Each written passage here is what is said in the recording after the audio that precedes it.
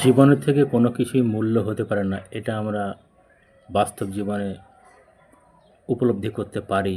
যেমন ধরুন, আমরা একটা কোনো কাজে বের হচ্ছি, যেমন একটা আধার কার্ড করতে যাচ্ছি বা কোনো ইমার্জেন্সি কোনো একটা কাজ করতে যাচ্ছি, তো আমাদের মনের মধ্যে একটা আবেগ তৈরি হচ্ছে যে আমরা ফার্স্ট যাবো আর কি, তাড়াতাড়ি যাবো, গিয়ে ওই কাজটা করব।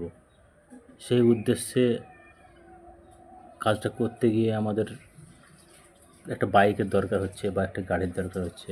যে বাইকে চেপে যাচ্ছি, সেই বাইকটা কিন্তু প্রচুর স্পিড দিচ্ছি আমরা, ম্যাক্সিমাম 80, 90, 100। আমাদের ব্যালেন্স থাকে না হাতের মধ্যে, আনকন্ট্রোল হয়ে যায়। সেই বাইকটা কিন্তু দুর্ঘটনাগ্রস্ত হিসাবে অ্যাক্সিডেন্ট করে যাচ্ছে, প্রায় এরকম ঘটনা ঘটছে। সেই অ্যাক্সিডেন্টে দেখা যায় প্রাণহানি হয়ে যাচ্ছে। তো আমরা উদ্দেশ্যটা করছি একটা আধার কার্ড সংক্রান্ত বিষয়ের জন্য, বা কোনো একটা পরীক্ষার বিষয়ের জন্য, বা কোনো একটা কাজের বিষয়ের জন্য, যেটাতে আমাদের জীবন জীবিকা চলবে বা আমাদের স্বপ্ন আছে। কিন্তু এর থেকে আমাদের বড় যেটা, সেটা হচ্ছে আমাদের মূল্যবান হচ্ছে আমাদের জীবন।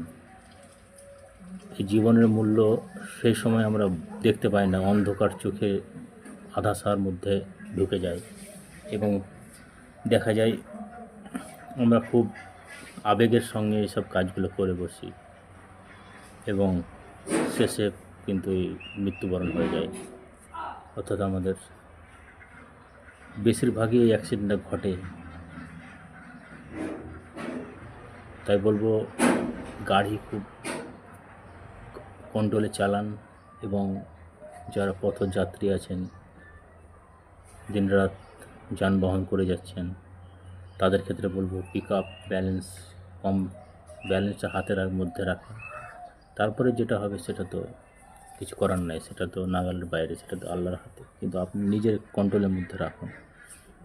এটা নিজের জীবনকে অন্তত সেফ ড্রাইভ সেফ লাইফ, অর্থাৎ ড্রাইভটা কন্ট্রোলে রাখুন এবং জীবনটা খুব ভেবেচিন্তে চালান। নিজের জীবনের গাড়িটা খুব ভেবেচিন্তে চালান, জীবন বাঁচান। আপনি বেঁচে থাকলে আপনার সন্তানরা বেঁচে থাকবে এবং সন্তানরা এই দেশের ভবিষ্যৎ, এবং আপনার জন্য আপনার বাবা মা বা আরও আত্মীয় স্বজন যারা আছে তারাও বেঁচে আছে। তাই আপনার জীবনের মূল্য অনেক, এবং আপনি যেটা উদ্বেগের সঙ্গে কাজটা করছেন সেটা ধীরে করুন। আশা করি আপনারা ভালো থাকবেন, সুস্থ থাকবেন।